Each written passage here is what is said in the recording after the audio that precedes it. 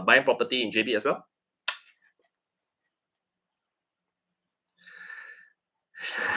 Good day, everybody. Can everyone hear me? I just want to make sure it's my first time doing live.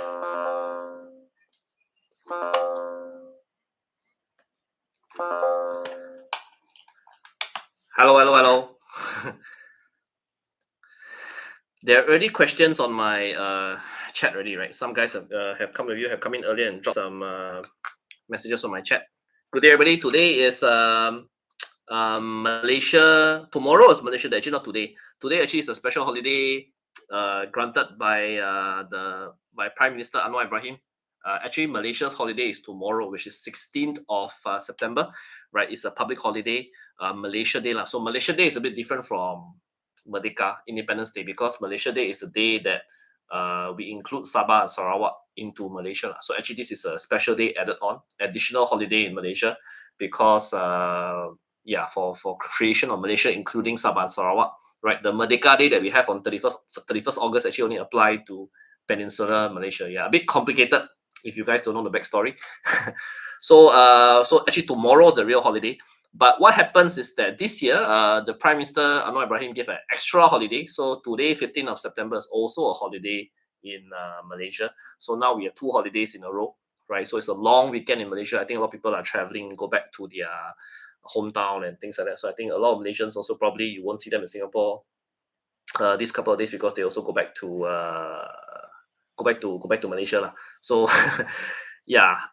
So okay, so I'm gonna answer some. So today's live stream, right, is my first one. I've never done a live stream before, so thank you very much if you're joining me today. And we normally I do always pre-record my videos and I put them online, right? And today I thought I'll do a live chat. We just go through some questions that you guys can have in case you all very paiseh to call me or WhatsApp me, right? You can just text me through the chat here, right? And then we can can just go through your questions, all right? So one question, okay, is about Malaysia My Second Home, right? So a common question that many of you have is, do you need Malaysia My Second Home, right? And is it applicable for not? I mean, in fact, I also got on TikTok recently, someone that's texted me about this. Okay, so what happens in Malaysia, we have a Malaysia My Second Home, MM2H for short. And this is basically a visa program for retirees, right? The design is more for retirees, lah. Means if you're not retired, maybe you find it's not so suitable for you, right? But Malaysia My Second Home is needed to give you a long-term visa, and it's a residency visa. Means you can actually stay in Malaysia, right? So the minimum is 5 years, right? We have a silver program that give you a 5 years visa to stay in Malaysia, right? So that is Malaysia My Second Home, right? So there's 2 financial requirements. Number 1 is you must buy 1 property in Malaysia, minimum 600,000 ringgit. The property can be anywhere. It can be a new property. It can be completed property, right? It can be in any part of Malaysia, generally. It doesn't have to be Johor or KL, right? And this property must have a minimum price of 600,000 ringgit. I repeat, 600,000 ringgit. Okay, so that's criteria number 1. Criteria number 2 is you must have a fixed deposit in a Malaysian bank, a bank in Malaysia lah. So it has to be like Maybank Malaysia or a CIMB Bank Malaysia. It can be UOB Malaysia, OCBC Malaysia. And this fixed deposit, right, must be 150,000 US dollars. I repeat, 150,000 US dollars, or roughly about 200,000 Singapore dollars, right? And you can use half of this money to pay for the property. So net is 75,000 US, right? So if you, I repeat, half of this fixed deposit can be used to pay for the property that you are buying earlier. So these are the 2 main financial requirements. And if you do this, right, you will get a 5-year visa for yourself, your spouse, right, your children usually not adult children, small children, right, and also for your parents, right, and your parents-in-law, right. So these people all can qualify under one application, and all of you get a minimum 5-year visa. Some version give you 10-year visa, but let's talk it simple. The 5-year visa, which is the Malaysia My Second Home, the Malaysia My Second Home version, which is the silver version. Okay, so what happens is that why do you need a visa?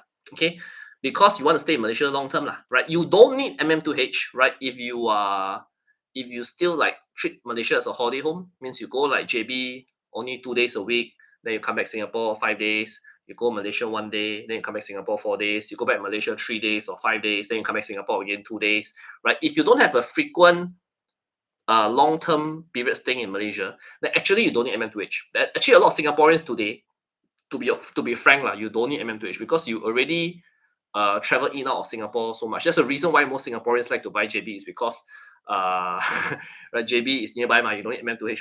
So that is the plus point of what do you call it? This being in Singapore. So you don't need MM2H because you go in and out of JB often.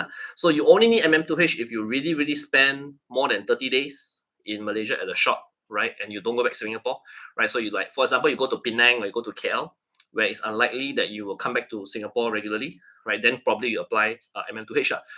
So all those Chinese, those Hong Kongers, right? Taiwanese, the Ang Mo, the Westerners, right? All of them apply MM2H because for them, of course, MM2H is more required, right, to stay in Malaysia for the long term. But for Singaporeans, because we still in out of Singapore JB so often, right, that MM2H is not so required. Although in some cases Singaporeans do apply, right? But in many cases, I think in most Singaporeans don't really need MM2H. So the question that people always get is, right, if I travel in and out of JB daily, do I need MM2H, right? Or will the immigration catch me, right? If you travel in and out daily, right, that is technically a visa run, right? Because today, right, our visa is a 30-day visa, 30. I think most of you have read that online somewhere. So this 30-day visa, right, is a social visit pass. Social visit pass. Social visit pass means what? You go for social visit for holiday. You cannot stay in Malaysia, right? So the immigration, if you see you in out every day, means effectively you are staying in Malaysia, right? They will see that they'll see that way because you every day go back Malaysia, Then for that they consider that's no longer social visit pass. That's consider what do you call it? That is consider stay in Malaysia. Then at one point the immigration will U-turn you, right, or don't let you enter Malaysia, or they ask you to go to Malaysia for go back to Singapore for a longer period of time, right? So that is called visa run. Okay. The second thing that will happen is that you do a 30 days, you stay in Malaysia maximum 30 days, right? Then you go back to Singapore 1 day. Then you repeat Malaysia 30 days, then go back Singapore 1 day. If you keep doing that, that is also considered visa run because then you are like maximizing, you're abusing the maximum period. You 30 days Malaysia, then go back Singapore. Some people don't even spend 1 day in Singapore. No, they go like for a few hours, then they come back Malaysia. That is also called abuse. So in that case, you will also get U-turn by immigration. So these are the two most obvious cases where the travel pattern is very clear that you're abusing. So in these cases, the immigration will U-turn you. Okay, I hope that was clear, right? A quick 15 minute explanation on MM2H, right? Okay, we have some questions, right? Okay, let me answer the questions on YouTube from from top to bottom, right? Swipe left to close. Okay, so the first questions I got from YouTube is talking about Bumi release, right? So let me try to answer that first. Is it true that Bumi release properties in Johor can be sold from non-Bumi to non-Bumi until it goes back to Bumi? Then it needs another release to go back again to non-Bumi. Okay. The question is about Bumi release. So in Malaysia, we have this concept called Bumiputra quota. Now, what's Bumiputra quota? So when you buy a property in Malaysia, right, a new property especially, right, the government always has a certain quota, right, normally defined in percentage for Bumiputra. Now, what is Bumiputra? Bumiputra refers to, translated is sons of the soil, children of the soil. So basically it refers to the indigenous people in Malaysia. So which in this case refer to Malay, right, the Malay population, Malay race. It also refer to the natives, right, so the Orang Asli, we call them. Or in Sabah Sarawak case, also include all the Kadazan, the Iban, the Melanau, all the native places, people in Sabah Sarawak. They are also actually considered Bumiputra. So they are not necessarily Muslim, although in many cases we always associate with Malay, right? But they are not necessarily Malay, right? Some Bumiputra can be Christian or other religion one, just to let you guys know. Okay, so this Bumiputra, right, they have a certain percentage. Now in Johor, right, in the state of Johor, this Bumiputra quota can be as high as 40%. Okay, it differs, right? But the maximum we normally see is 40. Some projects get it lower, some projects get it at a higher, right? But the general rate can go as high as 40%. So you can understand, you can only sell to Bumiputra buyers, which is of course not necessarily easy. Of course, some places can, some places cannot, right? So in many of these projects, right, which are targeting foreigners, higher price, or in the more prime locations, right, you may not see as many Bumiputra buyers. So what happens is the developer will try to sell, right? Then after some period, if they cannot find Bumiputra buyer, right, then they will apply for approval to convert to non-Bumiputra. Means to get approval to sell to non-Bumiputra buyers, which can include Chinese or Indian, Malaysian, Chinese, Malaysian, Indian, right? It can also include foreigners. So this process can take very long, right? Governments may drag their feet about this 1 year, 2 years, maybe many years, right? Some cases, right, the project completed years after, then only get approval. So the government may, there's no rule about this. The government can drag their time on when they want to give the Bumiputra release, we call it release, okay? So, but when it's released, rest assured, you as a foreigner or a non-Malaysian, non-Bumiputra Malaysian, you can buy, right? Otherwise, it wouldn't be released in the first place, right? And in many cases, developers, in some cases, they will try to pre-sell the unit to make sure got buyer, right, before they get approval. Some cases, they wait until got approval, then only they sell, right? But it doesn't really matter. You cannot really sign a contract until, okay, the release happens. Then of course officially you can buy, right? And the state government knows this, right? The government not stupid, right? They will have a black and white to the developer to say that I have approved lah. So you don't worry, as a non-Bumiputra buyer, you buy definitely is you can buy one, okay? So the question that he actually this question asked here is that once I buy a Bumi release unit, right? Are there any restrictions? Okay, so usually for the state of Johor, right, and this can differ from state to state. Actually, Selangor behave differently, Kelantan behave differently, Malacca they behave differently. There are different rules, right, and the rules also may sometimes be different if you buy secondary market in resale. Okay, but in Johor, generally the rule is if you buy a non-Bumi lot, you can sell to anyone. There is no restriction. Anybody can buy, right? But if you sell to a Bumi buyer, right, the title effectively goes back to Bumi. Okay, so this has been the case, right, in my experience, and in so far I have seen, right, I have not seen any other scenario, right. Online sometimes you hear stories of other scenarios happening, but again, we don't know whether this is from other states. Usually they're referring to the Selangor situation. I've seen a Selangor case, right, but even then, right, Bumi convert to non-Bumi is a doable thing. Of course, it's difficult, right. Usually for resale or sub-sale, it's not recommended to buy a Bumi because it's no developer helping you. You are doing it yourself, right? Unlikely the state will approve lah. But if you buy from a developer, then Bumi release is a very possible thing because the developer apply for a lot of people one shot, right? And the developer so-called get approval for you. For sub-sale, it's a lot harder. Okay, so in Johor, that's the case, right? Where non-Bumi can transfer to non-Bumi. So I've seen this many times, right? A so-called Bumi release, right, transferred to non-Bumi 2 times, 3 times. I've seen already, right? In Malaysia, so that is not a problem. So the question is, are Bumi release units valued less than non-Bumi? I don't know. I think the market basically refers to them as a non-Bumi, right? Of course, a Bumi release, which is a Bumi unit, which is still Bumi, right? Then it tend to have a lower market value, right? Because Bumi buyers are less Bumi buyers, right? But and normally Bumi units are so cheaper. But once you have released, then it's treated like a non-Bumi, basically speaking. Okay. So any questions here? So next question from Michael. So most Europeans have 90 days. That's correct. So if you are US citizen, right? If you are British citizen, right? If you come to Malaysia, I think we grant you 90 days visa. Malaysia grant you 90 days visa, right? And also like China, right? I think China recently, Malaysia grant them 90 days also, right? Singapore, interestingly, still give China only 30 days. So I have this case recently where we saw a lot of these China people, sometimes they are based in Singapore or they have relatives in Singapore, but because of Singapore only grant 30 days, so they come to Malaysia instead because Malaysia grant 90 days okay visa, and this is before MM2H. So yeah, a lot of European countries have up to 90 days. So technically speaking, even for Europeans, if you come to Malaysia, not more than 3 months a year, right, you don't even need MM2H. But of course, many Europeans or Westerners, if you come to stay in Malaysia for the long term, right, I mean, then you're going to stay more than 3 months, and then of course you will get MM2H, right? So yeah, I hope that answers that question. Yeah, thank you for the comments. A lot of people coming in. Okay, so next question is what are the chances of exit plan for property below 1 million? Note that these properties can only be sold to locals. Are they strongly marketed local? Okay. There's a question from Kenneth, right? Basically saying that, okay, property in Malaysia, right? If foreigner want to buy a secondary market property, right? Foreigners, whether Singaporeans or any nationality, you have to buy at the minimum price of 1 million. So his concern is that if you buy below 1 million, right, will the Malaysians buy?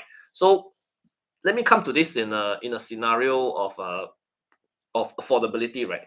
Now, if you ask me, the question has two parts, right? Number one is can can locals afford this price? Now, housing affordability, I think overall, many countries, not just Malaysia or Singapore, have this issue, right? Young people complain houses are too expensive, even in Singapore, right? And Singapore actually already has one of the most, what do you call, affordable housing schemes in the world through the HDB system, right? But even in Malaysia, also, young people also complain about house expensive, right? So the question is, will people buy these properties in JB below 1 million? Now, I can tell you, even in JB today, good quality landed property, right, which we say is what most Malaysians want to buy, right, are also hitting the 1 million mark. Very, very common already, right? If you go to like JB, I give you JB example, right? Recently, Eco Botanic launched phase 3, right, in the west, right? Minimum 900 over thousand, right? Most units are around the 1 million mark to 1.1 million mark, fully sold, people queuing up, right? Today, right, you want to buy new landed, there, I think most projects in JB, all is queuing one. Okay, all is queuing one. I rarely see landed project in JB no need to queue one, right? And if you want cheap, like 700,000 price, right, you have to go to places like Kulai, you have to go to places like Gelang Patah, right? The cheapest in JB now, probably in Pasir Gudang area, you can probably get in the 500,000-600,000 range. And Pasir Gudang actually is very far for many people, right? So we're talking about landed. If you buy the older landed in town, like people say, I go to Taman Sentosa, Taman Pelangi, I see all these Taman Century, I saw all these old landed, right? How much are they? They are already hitting the 900,000, 1 million ringgit mark for many of these two-story landed. Old one, non-gated guarded, right? Because they are old design and not renovated. You have to spend a lot of money to renovate, and to even if you renovate, also your neighbor may not be renovated, right? Your neighbor could be run down house, you could be renovated, your neighbor could be run down. So in these cases, and this type of house, security also cannot fix, right? How are you going to fix the security is already like that. So all these houses already hit 900,000, 1 million. So the affordability thing is how to say, sometimes it's a no choice scenario, right? You have to buy all these properties because no choice, right? And for many Malaysians who work in Singapore, right, to answer Kenneth's question, right, the alternative in Singapore, lagi cannot afford, even more cannot afford, right? And I can give you many cases. I got cousins, my wife has relatives in Singapore, I have relatives in Singapore, right? Work in Singapore. I think income not bad, right? They are not the low earning people in Singapore, right? I mean, at least to me, $5,000 a month, right? And very unlikely they can buy Singapore, right? Because Singapore is too expensive. If Singapore can afford, they likely can afford. They have to pay ABSD, right? Their only solution is to become a Singaporean, convert to Singaporean, which is why many Malaysians convert to Singaporeans, or they marry a Singaporean, right? They marry Singaporean, like one of my cousins married Singaporean, so she sort of escaped, right? Can buy HDB, right? But for many people in Malaysians who work in Singapore, right, there is no alternative. So for many people, right, buying JB is a next best option, and they will prefer to buy near RTS, right, in town, because for them going to Singapore to work, right, accessibility to Singapore is important, right? And it doesn't matter whether they are Malaysian from JB, right, Malaysian from KL, Malaysian from Sabah Sarawak, right? This is the only option that they will have to go after, right? Because otherwise they'll be renting for the rest of their life, right? We have examples, right? People in Singapore, right, they are paying room rental $800, $1,000 per month for room rental in Singapore, right? So rather than do that, they take the money, go and pay for a bank installment for property in JB, right? Even if this property in JB become a so-called second home, right, or investment property, right, they are more willing to pay that rather than to pay the landlord, right? And especially with RTS, right, coming next year, end of next year, or we say early 2027, right? Staying these properties in near RTS make a lot more financial sense, right? At least you're paying for something that you own, right, rather than you pay to a landlord in Singapore. So that's why a lot of these Malaysians will end up buying in JB. And if you go to question A, Malaysian don't want to buy condo, but it's buying condo is very normal, right? If you go to KL, you go to Penang, right? A lot of Malaysians buy condo, right? In KL or Penang, condo owning culture is already very normalized, right? JB less so, because JB is probably the least urbanized among these three, right? But JB is catching up. And if you ask me 5-10 years from now, right, you will see a lot of Malaysians also buying condos in JB because landed is simply too expensive or too far away, right? And they want to buy better condos in town with a better location, right? Easier to go to work, right? That's my answer. No sound. I should have sound, right? Okay. What banks do you think is easiest for foreigner to qualify for bank loan? You can try any bank. I think, generally speaking, most banks will lend to foreigners. The most important, if you're a foreigner, you want to buy property in Malaysia, right? You must have income in Singapore. That's the best thing. Income in Malaysia or income in Singapore. If you have income in China or US or Australia, right, generally don't count.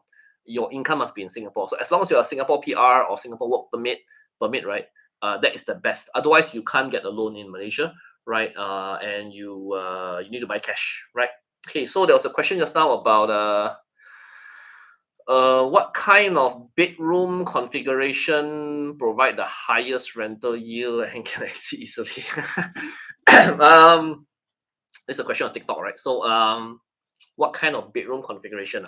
Now today, right, the smaller sizes rent the best, right? So studio, one bedroom, their yields are the highest. You will hit about 4% plus gross yield, right, on a long-term rent, right? With Airbnb, if your unit is done well, right, you can hit as high as a 6% or higher, right? But it's Airbnb, right? And Airbnb doesn't work all the time, right? Not every unit can do Airbnb, right? Of course, very popular nowadays is the dual key option, right? A lot of people like to buy dual key, right? You see a lot of developer selling dual key very well. So all the dual key, whether 1+1 dual key or 2+1 dual key, all selling well, right?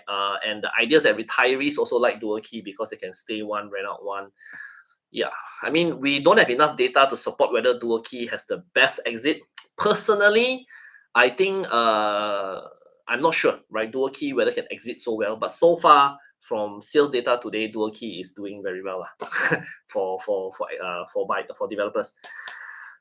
Please ask the Johor government to give PR like Singapore government. Otherwise, how to say MM2H is too troublesome, too costly. Okay, this is a question from Andy. So he's saying that MM2H is too troublesome and too expensive. And I understand there's a gap in the market, right? Today, we have people who want to stay in Malaysia, but they don't want to spend so much money, like in MM2H case. They feel that MM2H still requires too much money because we are still talking about minimum 75,000 US.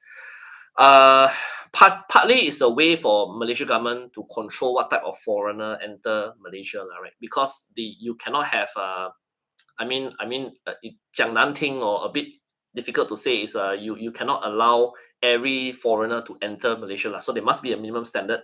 So that minimum standard today is 75,000 US law, right? So 75,000 US this fixed deposit. The interest you can earn the money doesn't need to roll. The interest on this 75,000 US, it still go back to you. You can take it as an income, okay? For your daily expenses. It doesn't get stuck in the what do you call that? In the bank, right? Only the 75,000 principal gets stuck, okay? But you can get the interest one, okay?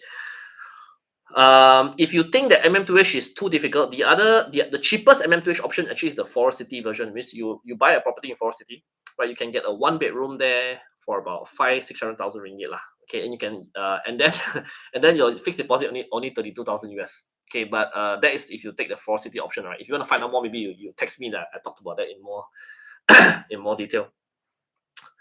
The question is, will there be any what do you call it? Change to MM2H requirement anytime soon, or we stay like this? So far, the government hasn't said anything. The tourism minister hasn't said anything about changing the rules for MM2H. I don't think there'll be any change anytime soon. So I think MM2H will be like this for now. Actually, if you look at the statistics by the Malaysian government, the one that apply the most is Chinese. Still, the China people apply the most, right? Singaporeans actually not that many. I think below 200 applicants from Singapore in the first 6 months of last year. So not that many Singaporeans apply. Like I said, because many Singaporeans, you go to JB, you in theory, you don't need MM2H because you still come back Singapore so often.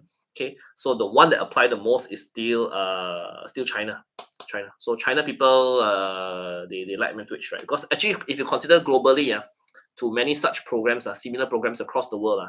China one, the Malaysia one actually considered very lowly. If you say MM2H is too expensive, you haven't seen other country one. Other country even more difficult. Okay.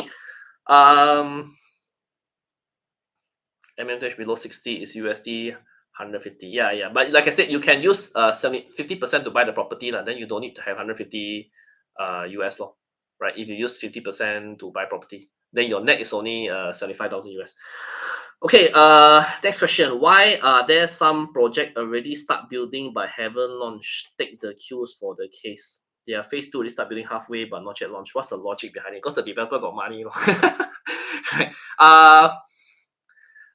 There are some cases in Malaysia, right, where the developer start construction even though they haven't started selling, right? So the queues is one example.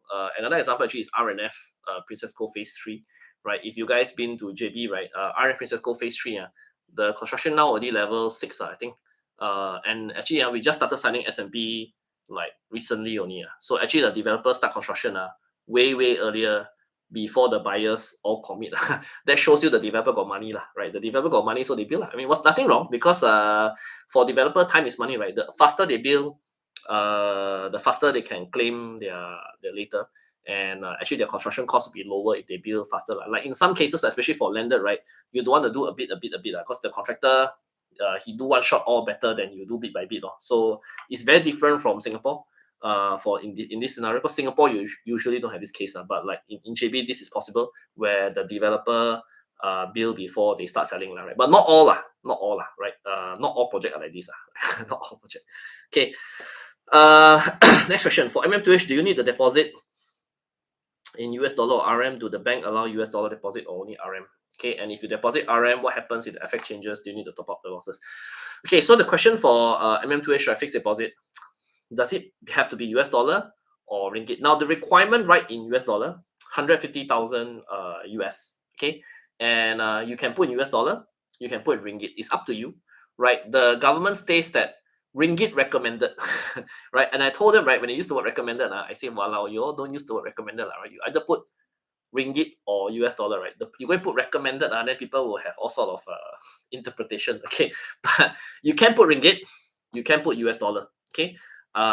Anything also can, as long as the bank have such a product for you, right? You can put in US dollar. Okay. And what happened if there's an FX change? Now the fixed deposit, right, is not checked until renewal, right? So if you take a 5-year visa, right, your fixed deposit will not be checked for until 5 years. So if 5 years later, right, if the government feel, if the FX change a lot, US dollar become 4 or become 3, then yes, at that point in time, you may have to renew the deposit with the bank. Okay, but basically the government will not check your fixed deposit FX rate until the renewal point, which is minimum 5 years later. Okay. Hold on, let me on the fan for a bit.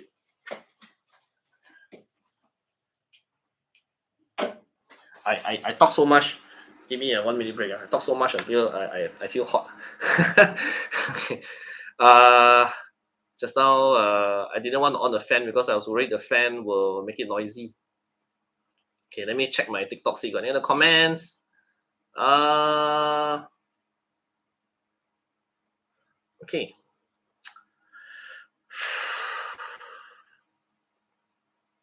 Take a sip. There's a comment on can you recommend some good retirement homes or village with easy access to RTS? Now, right, if you want to buy properties near RTS, there's a handful of condos, right? Ichibawa 51, right? I mean, the most common ones are RF Princess Cove, Causeway Square, right? These are the large projects, right? If you watch my YouTube videos, I like the large projects with shopping mall because they are convenient, right? And big projects, so you enjoy a larger project. So I like RF Princess Cove and Causeway Square specifically, right? And these two can walk to RTS. Of course, there are certain other condos as well near RTS, but they are smaller, right? And I don't like small projects so much, right? Even if they are near RTS, right? Because I prefer bigger projects, basically speaking, right? I suggest you start at these two, RF Princess Cove and Causeway Square, right? Next question. What's my view on commercial shop lot?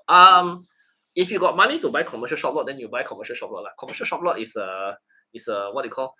I mean, most people will sell you 3-4% yield in JB today, right? If you can find a good one, you buy, right? Freehold usually. So the best case scenario, people always want to buy a new one. Then the new one you buy cheap. Then when they completed the whole area, do very well, right? That's the best case scenario, right? But if you are new to it, you probably end up buying a resale shop lot first, right? Yeah. For Singaporean, can we take loan from Maybank in Singapore to buy Johor property? In the old days, right? Banks in Singapore, especially Maybank and CIMB, right? And even UOB, I remember, right? They have a Singapore dollar loan to buy property in Malaysia. Okay. But nowadays nobody do that really, right? In fact, I'm quite sure the Singapore banks don't really offer this service anymore. Because what happened is FX risk, right? When the FX changes, right? For example, if Singapore dollar continue to appreciate, the bank will ask you to top up one, to pay down the loan, So I've seen that happen, right? For Singapore dollar to Aussie dollar, Singapore dollar to Aussie dollar property, right? I know a guy who bought Australian property and he took Singapore dollar loan, right? He thought he being smart, right? Because he can get low interest rate. But and what happened when the Aussie dollar dropped, the bank in Singapore asked him to top up the loan. So it's not smart actually. You should take a ringgit loan, right, in Malaysia. That is better, right? Furthermore, if you take a Singapore dollar loan, right, you will be affected by your TDSR, your Singapore TDSR calculation, your debt service ratio. It will be affected. So if you want to buy Singapore property, right, in the future, even whether it's commercial or industrial, that is not a good idea to take a Singapore dollar loan from a Singapore bank. Okay. How come my hair look like seaweed? Yeah, I put a bit of gel just now. Okay, let me try and fix it. Okay, better. Yeah.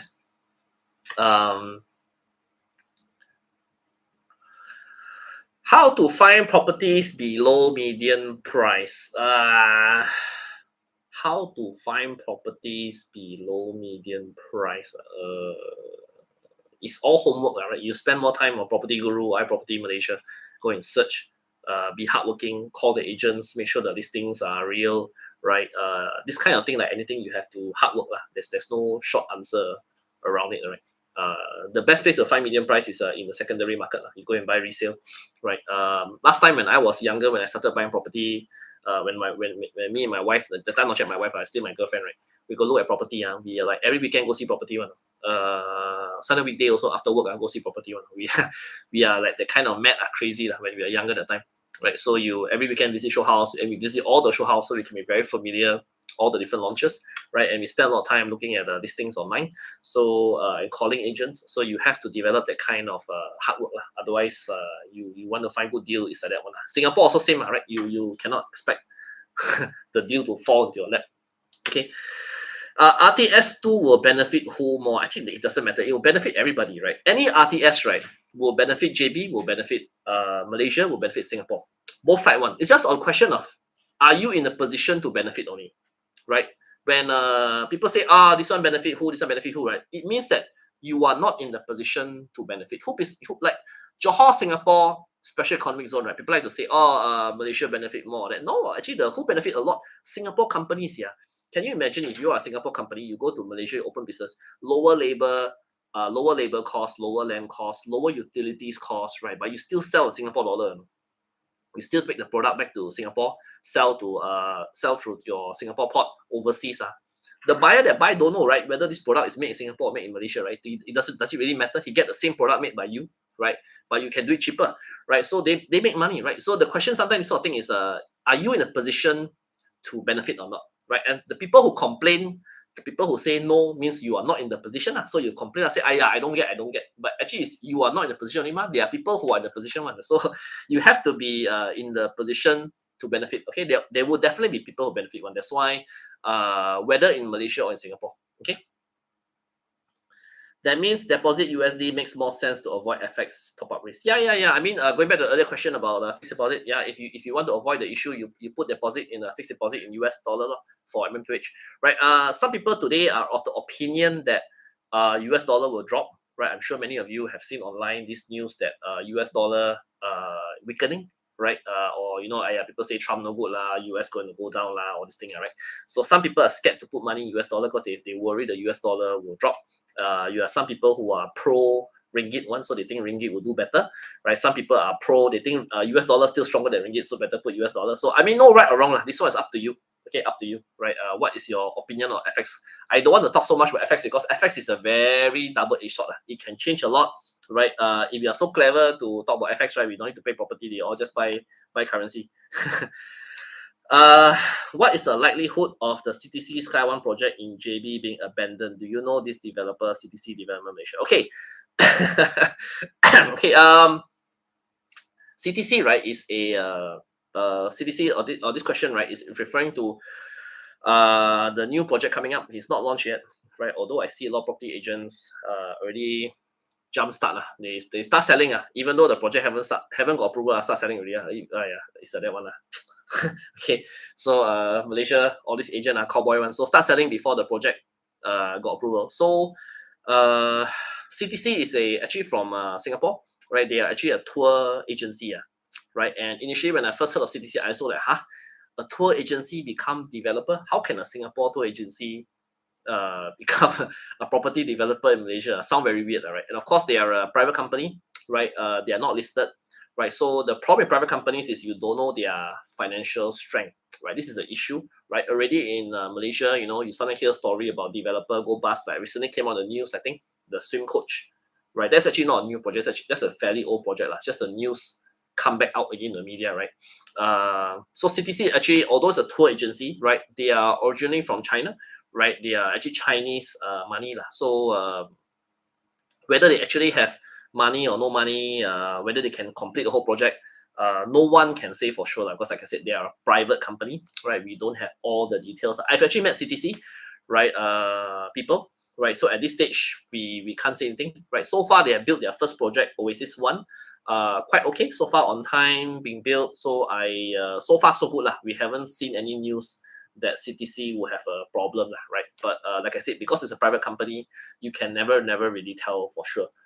If you're very worried about developer got funding to complete project or not, then it's probably better to buy what do you call it, from a bigger developer lah, listed developer, stronger developer, where got money one. Listed developer always safer, right? For this kind of thing. I want to take a 1 minute break to say that if you guys are new to my channel, my name is Ryan Khoo, right? I'm a Malaysian, I'm a Singapore PR. I've been living in Singapore since 2009, right? I'm also a property agent in Malaysia, right? When also Singapore actually. So I help to focus people who want to buy property in Malaysia, or especially for retirement in Malaysia. My preference is people who buy in Malaysia for retirement. So if you see my YouTube channel, I talk a lot about retirement topics in JB, right? And on TikTok also, I talk about retirement topics in JB and property buying in JB, right? To help clarify a lot of the misunderstanding, a lot of the fears that we have. So if you guys are new to my channel, I will appreciate if you can click subscribe on the subscribe button on my YouTube, so that you can or follow me on TikTok, so that next time you can catch other content from me, right? Regarding property investment in JB or retirement in JB. The plus point is because I am a Singapore PR and I live in Singapore for many years, I can understand from the Singapore perspective lah, right? I'm very familiar with like HDB rules or private property rules in Singapore. I'm very familiar with lifestyle in Singapore, so I can explain things from a Singapore context, which is why many people like to find me on YouTube and call me and ask me about all these things. Okay. I have Singapore $200,000. Can I get a 3-bedroom condo in JB City? I have Singapore. You can, but probably not near RTS. Singapore $200,000, you cannot get near RTS. If you're buying cash, if you're referring to cash, you want to buy cash, 200,000 Singapore dollars you can buy, but not near RTS. In the city fringe, you can watch my YouTube video what I mean by city fringe, right? You can get Danga Bay, you can get in like Taman Pelangi or Sentosa, all these places, but you cannot get near RTS. 200,000 Singapore dollar near RTS, you can only buy 1 bedroom. Yeah, okay, because near RTS the price is higher. Singapore has a vibrant resale market for condo. Why not JB? Okay, well, I think JB got the resale market. It's all about price, right? It's all about price. If you ask me, anything can be sold, right? I believe as any property agent, right? Any good property agent or any experienced property agent knows the answer to this question, right? Any property can be sold. It's just what price only. right? You put the right price, it will sell. If you want a high price, it cannot sell, right? So the people that say that the JB market cannot sell is because they want to make money, right? Or they want to make or they ask why the property cannot sell or cannot make money, right? Then they compare to Singapore, right? Now the problem in Singapore is like this, right? Singapore, right, has a very, I would say, unhealthy culture that property must make money. One. Recently, I've been sharing this, and then all the Singaporeans agree with me, and then they laugh, right? Singapore, you want to buy property must make money. One. If don't make money, nobody want to buy one. Do you guys realize this, right? That Singapore, in Singapore, the culture is that 屋子要赚钱的，买房子要赚钱的 right? If the you don't worry about whether the house can stay or cannot stay one, whether fit your family, all this doesn't matter. Even if don't fit your family, you say, oh, this is stepping stone to the next property. That's how people will market to you, So in Singapore, we have this very unhealthy culture that buy property must make money one, right? So end up we have this thing buy JB, we also must make money. Don't make money, I don't want to buy. So then I tell you want to retire in JB or you want to buy to make money, right? So that's where this thing get jumbled up, right? And this culture, right? If you go to Japan, if you go to Western countries, right? People don't think about that first one, People think about the house suitable for them, near school near what do you call it?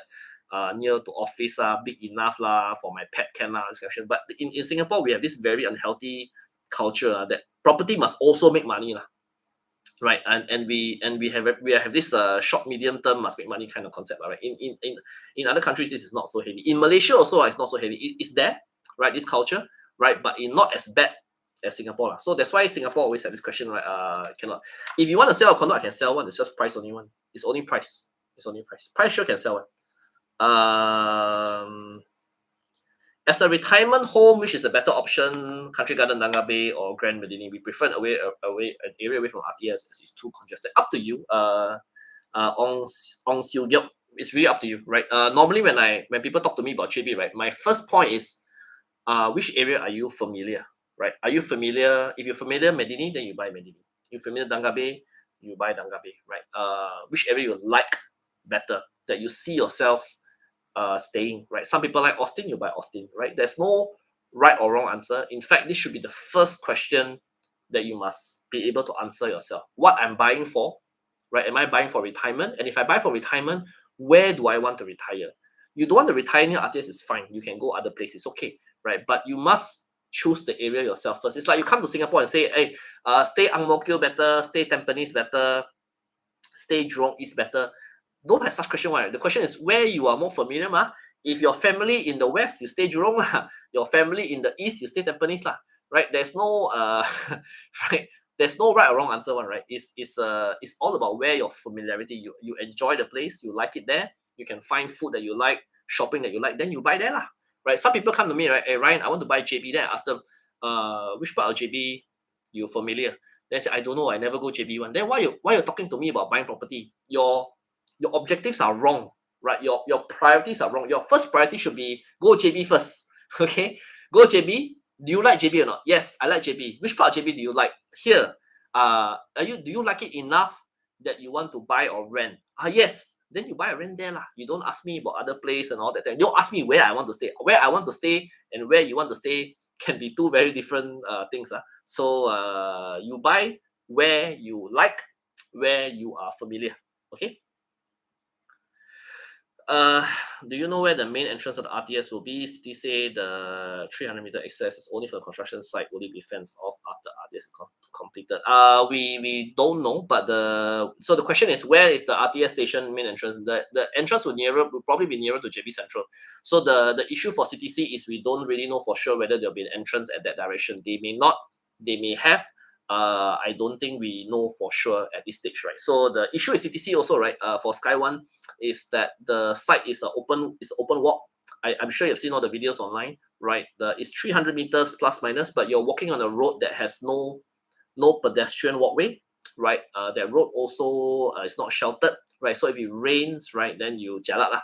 Then if it's hot, also very uncomfortable, right? I don't know whether you've seen people walking from Twin Tower, Tri Tower, to the immigration building.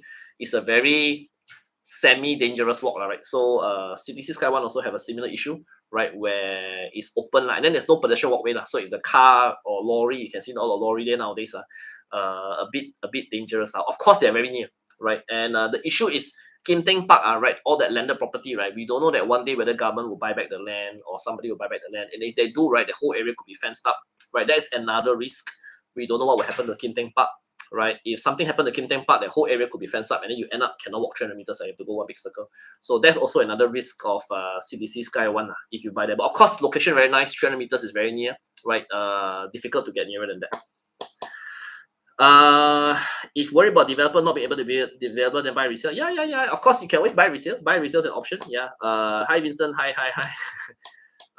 Vincent was talking to me today about congestion at the RTS station. Now, in case you guys haven't watched my video, right, I prefer to buy property near the RTS simply because when RTS is completed, right, end of next year or next year, right, one issue that a lot of people have smartly and rightly pointed out is traffic congestion. Because today already a bit of traffic congestion. Can you imagine that 10,000 people per hour when the RTS completed coming out there, the traffic will be very bad. And right now we don't have any way to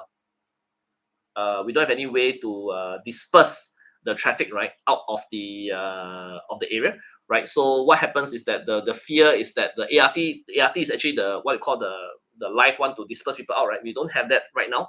So the worry is that there'll be a lot of traffic near the immigration. So the best solution is to buy property, can walk one, no need to wait for shuttle bus, no need to wait for Grab. That is the best, right? If you can buy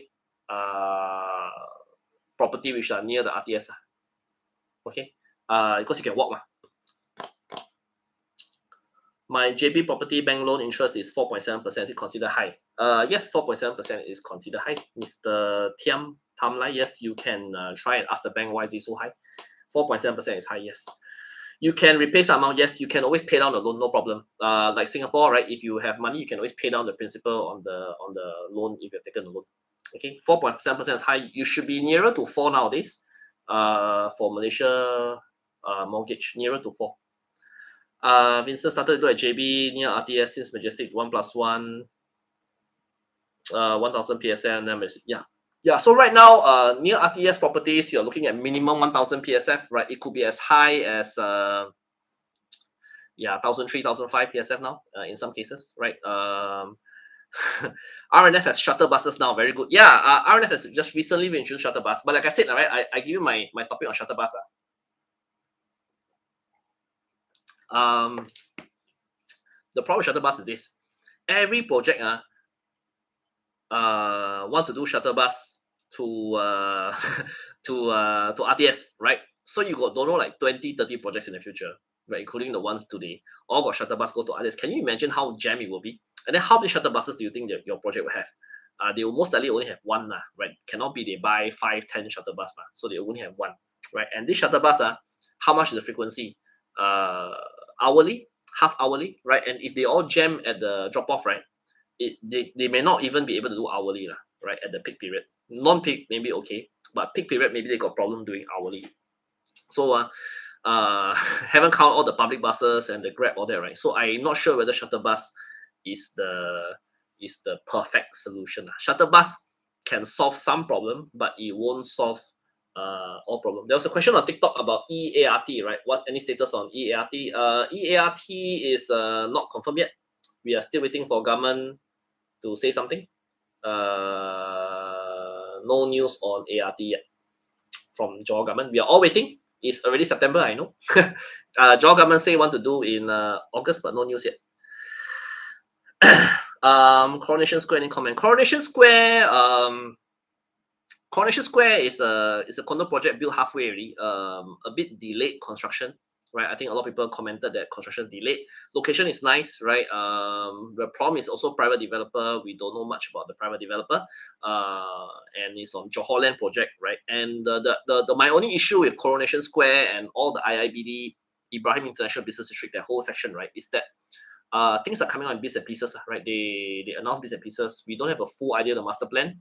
They are not very good at the communication. I think the communication can be done better, right? And until the whole area become like usable, like today you go, you cannot really go anything on. There's only the convention center, the old one, right? Other than that, there's nothing to really visit in the Coronation Square, right? So until the place can visit, like RNF, I think Coronation Square is still a bit of a, we don't know exactly how it will look like at this stage, right? What is the condo resale market in JB now versus new development? Take example RNF. RNF got a lot of secondary transaction. What? Right? I don't know why people say RNF cannot sell. You guys, right? If you got money, you go to Bricks, BRICKZ.my, I think. Bricks, go and buy lah. Just pay. I think not even 100 ringgit. You can buy all the transaction data for RNF. Just pay only. You don't believe me, right? You go and buy, right? I have it, but I don't want to give you because that one I pay one. So you want, you go and pay. Right? Go and see all the transaction data in RNF, right? You can pay one. This kind of information in JB is available today, but of course not free lah. Even in Singapore also not free, right? You go to Square Foot, all this way got free one. You have to pay one. All the property agents in Singapore pay for it for the data, right? So there's transactions. RNF now, even RNF or near RTS, right? The per square foot probably about 1,000 ringgit per square foot. That's roughly the secondary market. Some 1,000, 1,002 also have. Lower also got 900 plus also got if you buy the lousier unit. Still no update about how to move people out of JB, because we don't have ART news yet. As an owner of a big unit near CIQ, would you rather rent out rooms individually or rent out the whole unit to one tenant? Room and whole unit rental can be different in 2K per month. Yeah, of course. Today, right, it's very popular in JB, right, to rent out by rooms. Of course, if you rent out by rooms, your income higher, that's very obvious, right? It's like co-living in Singapore. You rent by room, your rental yield higher. But you have to be careful not to fall into. A lot of people are doing the partition game, that means they build up partition walls in the unit.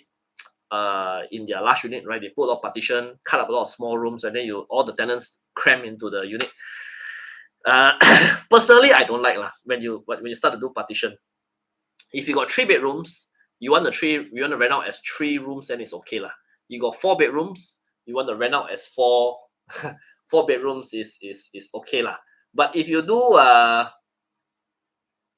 like a 3 bedroom, you cut into 7 rooms, then I don't really like because you make people stay as if they are like in jail, really stay very very poor living conditions. I seen before such unit. I cannot imagine how people stay that. And like in JB, right, I run a property management company called Good Life, right? In case you guys don't know, I have a property management company in JB called Good Life at RNF, where we help owners do rental, co-living, Airbnb, right? If you have property in RNF or nearby, you can come and find me. We do Airbnb, rental, co-living, property management, tenant management, furnishing, a lot of things we do. And my company name is Good Life.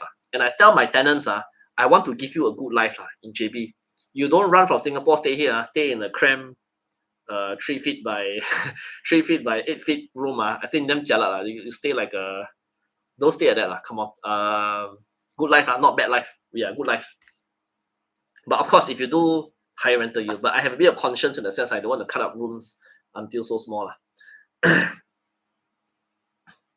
Recently got news about people renting out. Where people rent out, you need to do Bitcoin mining machine. I've never heard of that. Is it got such thing? People do Bitcoin mining using rooms? I can. Okay. May I know your view on JB commercial property investment, especially on the launch of Lumina Commercial Park opposite Horizon Hills? I haven't been to Lumina yet, so I don't know all the details about Lumina. Right. I like Lumina in the sense that it's on the right side of the road, because it's on the going home direction. When you buy shop house, there's one trick. You must buy shop house on the going home direction. Means when you go home, because people always go to shop at when they're going home. I know you heard this trick before. Like we have this trick. When you go to work in the morning, you're not going to stop to shop because you're going to work.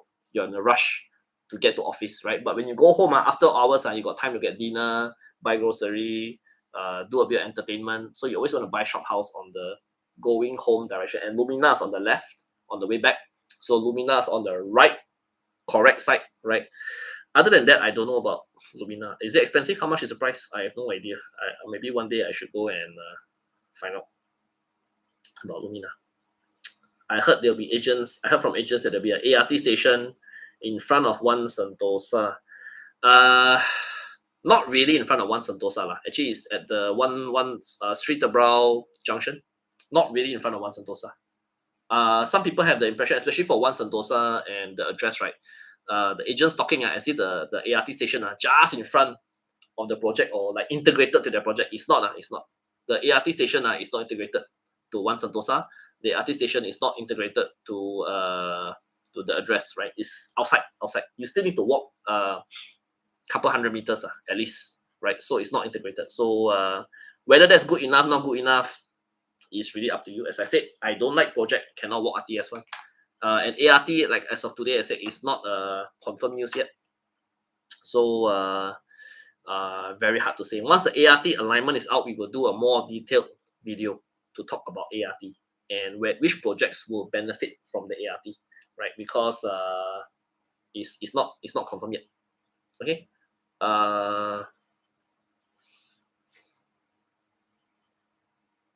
Okay, how about Astaka Arden? Can buy? Yeah, I like Astaka Arden. If you notice recently, I've been talking about Astaka and Arden a lot. I like Astaka Arden because it's a high spec building, right? You want to buy a luxury quality building in JB, Astaka Arden is the building to buy lah. You will notice that Astaka Arden, the specifications are higher than many other condos selling now. So especially if you want to buy a nicer building, right? Only Astaka Arden is the nicer building. Arden already 80% sold. Or you want to buy Arden, don't wait. You better contact me and find out as soon as possible. Arden got those Bumi lot, maybe cancel one. We will find out soon. If you want to buy those 2-bedder Bumi lot, release one. Otherwise, nothing to buy there. But yeah, it's good. You should watch my earlier videos on Astaka Arden. I like Astaka Arden also. Yeah. Will you be setting up at Space Residence? I have. I did my video on Space, right? We are renovating our first 2 units at Space, right? We will have a show flat soon to show other owners, right? We will do Airbnb by year end, right? Space right now going through the process where we're fixing all the defects, doing all the renovation is taking a bit of time. So yes, we will be at Space Residency for sure. If you are a Space owner, you can contact me. We are at Space almost every day. I don't want to say every day, but I go to Space almost every day. I have a staff there also almost every day. We are there one. Yeah, you will see more of us at Space Residency soon. Space Residency is opposite KSL. Very popular because KSL, everybody loves KSL. So yeah. Heard Danga Bay have ART. Supposedly, yeah, we don't know. Now all thing about ART, all speculation. Thomas, hi. I recently found your channel. I appreciate all the videos. I appreciate as a person. How are your views on MBWB? Hey, please, hi Thomas. Please subscribe to my channel. MBWB. Now, MBWB, right, is like Danga Bay in general, right? Is the way to buy a project near town which is not expensive. MBWB is not expensive, right? Danga Bay is not expensive. Danga Bay is like what, 600 plus, 700 plus per square foot, right? Very cheap really. And MBWB, I think this developer, one thing, they are very good at building what I call an efficient product. They normally don't do the high-end product, right? This developer. So you're not buying a high-end product. But if you want something cheap and nice near the sea, then you buy MBWB, right? That's it. Right. I don't want to talk about rental yield or whether it can make a lot of money. For Danga Bay, traditionally, no one make money in Danga Bay. Danga Bay is not a place that has made money all this while, right? Among so many JB condos, Danga Bay also didn't make money. But if you like to buy a house in JB, which is for own use, not expensive, near town, yeah, MBWB is one option. I think the first tower 7, tower 8 is going to complete very soon, right? Soon, I think this year will complete. You can also buy the other towers. If you don't mind, I think completion end of next year. Will there be ART station near Arden? Also not directly in front of Arden. In front of police station. The police station is next to Arden, so in front of police station. So also need to walk a couple 100 meters, maybe. Yeah. Yeah. For Arden, really can't see myself paying 1 million plus for tiny 7s. Can you understand where I'm coming from? But Arden already 80% sold. So many people can pay. You don't want to pay. Sure, it's your opinion. I understand, but a lot of people already pay for Arden that price. Vincent asked why many people like to go Mid Valley South Key. Because Mid Valley South Key is the nicest mall in JB right now, right? If you talk about a nice mall, Mid Valley is the nicest mall, right? You name me one mall in JB nicer than Mid Valley right now. Don't have, right? Mid Valley is nicest, right? Right. Yeah, in town, right? If you want to go Aeon, there's no Aeon in town though. All the Aeon is a bit far. You have to go Bukit Indah, have to go Dato On, have to go Tebrau, have to drive a bit far, right? So only town has Mid Valley, right? If you don't want Mid Valley, choose a KSL, right? There's only these 2 options which I think are more popular one, right? When Astaka do their OBS mall, then you have a 6-star mall, the one that CapitaLand is managing, right? CapitaLand going to run the mall soon. So the Capital Mall will be nice. Any news on Skyline at Pelangi? Where is Skyline at Pelangi? Don't know this project. Integrated to ART station? Got such thing, meh? Skyline at Pelangi. Never heard this project before. Now Pelangi only got two, which is only what do you call that? Grand Minori and Address. Got some more Pelangi project called Skyline. Never heard before. Sky One can invest. Well, we don't know right now because we haven't seen the pricing. We haven't seen the floor plan. We haven't seen what else the developer has said. Everything the agent says so far online, I know there are some videos on Sky One, all are just talking about the location only. They haven't mentioned any other information. So until we have other information, we cannot talk so much, make a decision yet. But I like Sky One. The main reason to buy Sky One is because of the distance to RTS. But the per square foot is likely to be high, 1,003, 1,005 PSF, right? In that range, and then you at that price you might as well consider Causeway Square also, or even R&F Princess Cove. So I mean, if you look at Sky One, you must look at all the other walking distance condos to compare fairly. Don't just see Sky One, you must see the rest as well. Okay, why is the current PSF for Alicia Park more expensive and Grand Medellin higher than Medellin Signature? Is it? Medellin Signature so only right? The building, nothing great right? Actually, Alicia Park also nothing great. I'm not sure if Medellin Signature PSF is so low. Medellin Signature still got unit. I was told that the last few developer units, which are all the very big ones, all just sold recently, so there shouldn't be any more Medellin Signature big units. Any news for the freehold status and the for Medellin and restrictions on Airbnb units similar to plan property? Now, okay, the Medellin story is like this. Right, I know I did a video talking about Medellin conversion to freehold, right? A lot of people have applied, a lot of developers have applied, so they are now waiting for approval, right? So the basic situation like this: state government, Johor state government, never done this before. To put it simply, right? It's not every day that someone convert a private lease, private lease into a freehold. There's no precedence, right? So in many ways, all the what do you call it? All the in many ways, all the government not sure how to do this. So there's a lot of legal things going on now. But we're quite sure it should happen this year. We are waiting for the first few approval to come out soon. Okay. Restrictions on Airbnb, no restrictions. It's just a registration. So the Malaysia government want to register all the Airbnb operators. Basically, they want to make sure that all the Airbnb operators are registered. We don't know the details yet. The government have not come out the rules. So let's wait for the rules, right? It'll be a nationwide thing. So all Airbnb operator cannot fly by night company.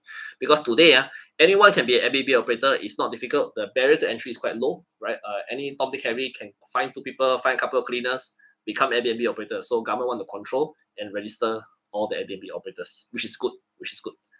Medini haven't converted to freehold title. I'll be careful. Yes. Yeah, you want to be careful, sure.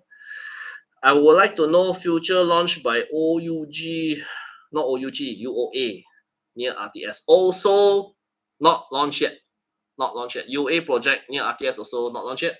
Not launched yet. Yeah. So we don't know details. Actually, we have some preliminary sales kit but not launched yet. Yeah.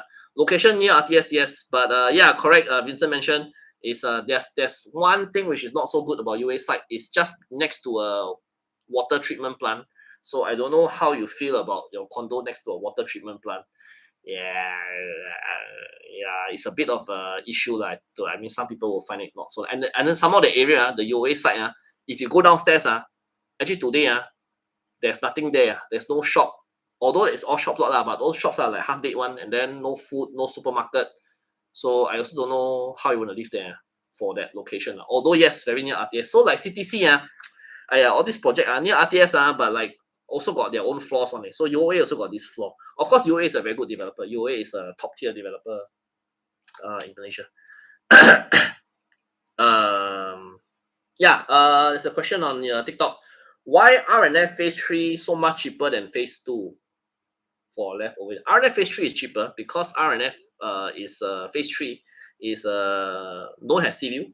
Most units don't have sea view, and the site is inside. So a lot of the units, the view will be blocked lah. You'll be blocked either by phase 4 or by phase 1 or by the condos opposite. So in that sense, RNF phase 3 is not as good as phase 2. Phase 2, majority of units have sea view, and also phase 2 is completed. Because it's completed, right? People like the idea that I can see a completed property lah, right? Because I can enjoy the property. Because phase 3 all imagination man. Now only see floor plan, see brochure, right? So people don't like to see brochure lah, right? They like to buy completed property, or completed property can see actually what you're buying. That's why people like to buy completed property. So that's why phase 3 is cheaper, right? Of course, phase 3 you have to wait 4 years also for completion. Phase 3 will only complete in 2029, whereas phase 2 is completed today. Okay. What do I think about the Saru future outlook there? Okay, if you like the Saru to own stay, then you buy. Okay. Don't talk about making money lah. And some of the Saru is mostly leasehold one. The Saru there all leasehold one. There's no freehold one. So if you like the Saru for own stay, you can buy. And the Saru there also no amenities one. You know, if you go to Saru, wow, again, I don't know, not much shops, not much things to do there other than the beach and the golf course, right? Yeah. So, but if you like to stay, right, the Saru, then you buy it for stay lah. But don't talk about making money lah, right? You know, like property investment in general, right? If you want your property to have a secondary market, you cannot buy property where the population is too small. And like the Saru population too small. Like Malacca, I would never recommend to buy Malacca for investment because it's too small. Malacca only got about maybe 250,000, 300,000 people. It's too small. JB today got 2 million plus people, right? And Singapore 6 million. So you JB plus Singapore 8 million people here, right? There's enough of a population for resale market, but the Saru too small.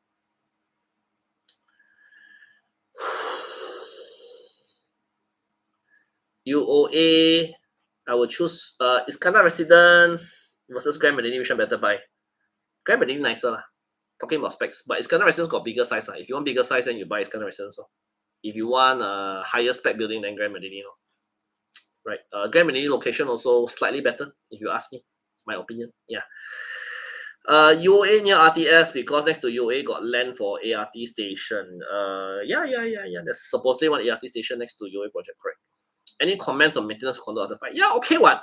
This question, Mr. Chan Weng Hong, come and see, because people say condo JB no maintenance. Come and visit lah. I mean, most condos in JB all maintain very well. I mean, I don't know about where else you're referring to what other old scenario, but a lot of condos in JB maintenance are very well. Of course, there are some wear and tear, but by and large, right, there's maintenance, there's people cutting the grass, there's security, there's people pay the bills, the swimming pool is working, right? The rubbish is being thrown, right? The lift is being maintained. I'm not sure what else you're looking for, right? But yeah, maintenance, okay. What other mall in size can be compared to the Arden Mall? I'm not sure. Arden Mall not big though. Arden Mall very small, about 300,000 square feet net, so it won't be very big. But how many malls in JB you know? I can't really answer your question. Not sure what you are trying to refer to. What your view on Sunway Majestic Soho? Sunway Majestic Soho, right, is another A-tier project where they try to be near RTS but not near RTS, and they try to sell cheaper about 800 plus per square foot. So the good thing is Sunway Sunway as a developer is a Baojia developer, very strong developer. What also can do one. But I don't really like the location so much. Actually, I told Sunway people this location a bit not so good lah. I don't personally like location so much, but of course near city lah, near RTS lah, and cheap lah. You can buy small unit, but again, I don't like all this kind of new out of nowhere new project happen lah. Sometimes you don't know whether the area will do well or not, right? Because existingly today there's nothing there today. That's why you're a bit worried whether the place will do well or not. Yeah. Thank you, Ryan. I can see you answered the check. Yeah, a bit check. I didn't also check. Okay. Maybe because I'm non-stop. Okay, what is my number one gated guarded landed project? Today, depend on your budget lah. But of course, Eco Botanic ranks very high. A lot of people like Eco Botanic, right? Eco Botanic is doing very well. I also like Leisure Farm. If you got high budget, Leisure Farm is very good. Yeah. Of course, if you don't want to go wrong, then it's of course Horizon Hills. Yeah, but look, Horizon Hills, not everybody like the design all the time, right? It's a bit traditional, but Horizon Hills is a proven product. What's the PSF for RNF Phase 2 brand new completed? About 1,003, 1,004 PSF for Phase 2. Macrolink, yeah, what about Macrolink? Macrolink cheap lah.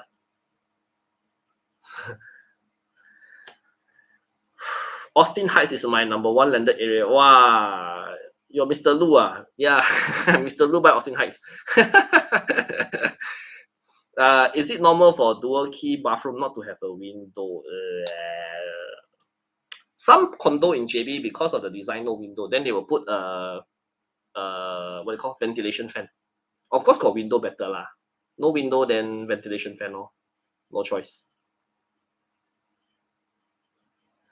Okay. What's your comment on Kepler Sky Park? I did a talk for Tropicana. For Kepler Sky Park. Is that 1 year ago? I can't remember. Got 6 months to 1 year ago. Where they asked me to speak about it in Singapore. I don't know how many of you attended the event. I do have friends in Tropicana people. The problem with Kepler Sky Park is that the price, I think if they want to sell that price, not for that location. Actually, I think they know this very well. I think probably everyone has feedback that to them, right? And of course, Sky Park Kepler also, the issue is the location, because that area is a new area, right? If you buy Sky Park Kepler, you are the very first condo in that development. So you are the hero, you're the pioneer, right? If you're not scared to be pioneer, right, then you can be pioneer. If you're scared to be pioneer, then you better don't buy that, because there, the fear is when your condo complete, you are the only fella there. Then you go downstairs, also got nothing, right? No shop, nothing. Of course, banyan tree is nice, right? But there is this risk, and I feel for the price, the risk right now is not worth taking. So that's the issue with Sky Park Kepler.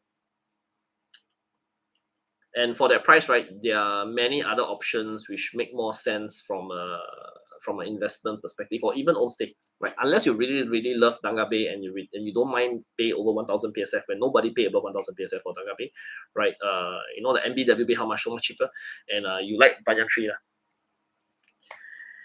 Any clue how long it transfer take if you buy a Lelong unit in Medini? I don't know. Months, many months.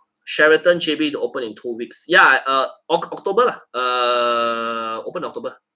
Sheraton. Yeah, it's the first 5-star in JB in a long time. So if you guys want to stay 5-star hotel in JB, real 5-star, because a lot of the hotels in JB today are 4-star. Like even St. Giles, what do you call it? Mid Valley, right? Holiday Villa, Amari is it 5-star? I don't know. Holiday Inn, right? DoubleTree by Hilton, all these are 4-star. No? So Sheraton is a 5-star. No? Yeah. How not many new 5-star in JB right now. Okay, I'm going to end this live soon because I've been talking for about 1 hour 12 minutes now. If you guys enjoyed my new to my channel, please like, share, subscribe to my channel. I have a lot of topics on this. Go and check out all my other videos on my YouTube channel. Please share with your friends, right? If you have any friends who are also considering retirement in JB or buying property in JB, right? I promise I try to be as honest as possible. Of course, I have certain bias. I'm also human, right? I'm also human. I have certain preferences. I have certain opinion, right? And of course, online, sometimes you cannot say certain things, right? You don't know who's watching. Later they angry. So, but I try to be as honest as possible, right? Online, right? If you want, sometimes it's better to have a private discussion for more sensitive questions. Okay. Okay, last question. Any updates on Holiday Plaza being redeveloped? Don't know yet. Not sure yet. I think that developer, they must sell Sentosa first. Sentosa 1. If they sell Sentosa 1 well, then maybe Holiday Plaza will get redeveloped. Otherwise, we don't know. Thank you. Yes. Please share with your friends. Like, share, subscribe. I'm Team RNF. I'm Team RTS. Thomas, I'm Team RTS. Anybody who is near RTS, I like it. Right. Of course, there are pro and con. Not every project, even RNF also got its own flaws, right? But anything near RTS is you already achieve the minimum level of safety. right? Okay, thank you very guys. Thank you guys. Enjoy. I enjoyed this session. Hope I helped you guys tonight with some questions, right?